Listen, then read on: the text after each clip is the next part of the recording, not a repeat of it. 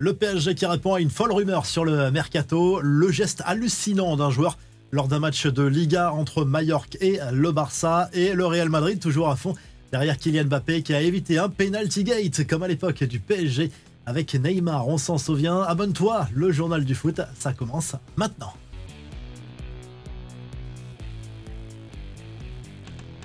Beaucoup d'actu autour du PSG dans ce journal du foot, et d'abord la réponse du boss du club parisien à une rumeur insistante depuis le début de la semaine dans les médias anglais. Lors d'un entretien accordé à Sky Sport, Nasser El Khelaifi a démenti tout intérêt du PSG pour Mohamed Salah qui arrivera en fin de contrat en juin prochain avec Liverpool. Démenti catégorique, ça n'est pas vrai, c'est un joueur fantastique et extraordinaire, mais nous n'avons jamais pensé à lui, a assuré le président du PSG. En revanche, Nasser El Khelaifi ne ferme pas la porte à l'éventuelle arrivée de renforts cet hiver. Il en a profité aussi pour taper du poing sur la table à propos des critiques du moment concernant Luis Enrique. Le dirigeant parisien répète son soutien total envers l'entraîneur espagnol et son projet pour le PSG. Il le qualifie d'ailleurs de meilleur entraîneur du monde actuellement, rien que ça. Autre info qui va intéresser les supporters du PSG, les chapeaux de la toute nouvelle formule du mondial des clubs organisé l'été prochain aux États-Unis sont connus. Le tirage au sort aura lieu ce jeudi et les Parisiens seront tête de série en compagnie d'autres cadors européens comme le Real, Manchester City ou encore le Bayern. En coulisses, la direction travaille toujours sur les prolongations de certains cadres, ça se confirme. Pour Vitinha, proche de signer un nouveau bail jusqu'en juin 2029.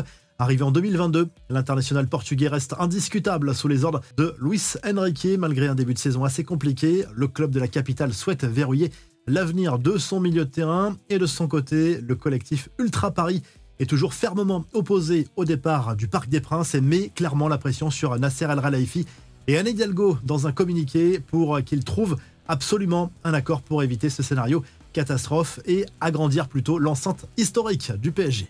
La réponse parfaite du Barça en Liga après la défaite ce week-end contre Las Palmas. Les Catalans étaient attendus au tournant mardi soir sur la pelouse de Majorque. Résultat, une manita, c'est-à-dire 5 buts marqués. Victoire 5-1 des Blaugrana qui reprennent provisoirement 4 points d'avance sur le Real Madrid avec 2 matchs de plus. Par contre, on retrouve la joie de Rafinha à la une du Mundo Deportivo. Le Brésilien s'est offert un doublé. Image insolite lors de ce match, le latéral droit de Majorque, Juan Morica, a perdu ses nerfs en assénant un coup de tête léger à son coéquipier Manu Morlanes.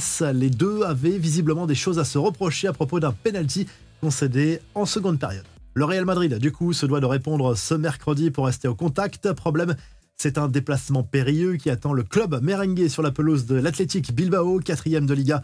Avant cette rencontre, on retrouve encore Kylian Mbappé à la une du journal Marca, histoire de lui mettre encore un coup de pression avant ce match. Carlo Ancelotti, lui, a encore dit tout le bien qu'il pensait de la star française qui avait laissé Jude Bellingham tirer un penalty face à Getafe avant de réitérer la démarche pour Rodrigo en seconde période sur un penalty finalement non accordé. Les médias espagnols avaient beaucoup insisté sur ce fait. C'est la marque des grands, a insisté de son côté le coach du Real Madrid.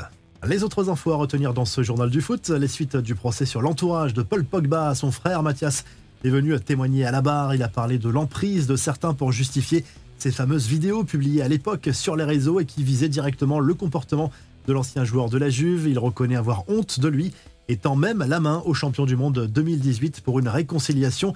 Les Bleus, eux, sont fixés. Ils seront dans le groupe du Portugal, de la Pologne et de la Géorgie lors de l'Euro Espoir 2025. Un groupe a priori à la portée de l'équipe de France dans cette catégorie. L'Euro aura lieu en Slovaquie du 11 au 28 juin prochain.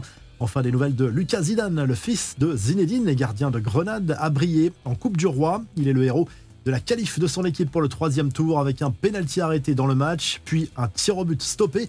Et il a lui-même marqué sa tentative lors de la séance de tir au but. On se quitte en vidéo avec cette séquence sympa de la mascotte de Majorque qui est allée titiller un peu les joueurs du Barça avant le match de Liga. Visiblement, les Catalans n'ont pas été impressionnés. Abonne-toi, le journal du foot revient très vite.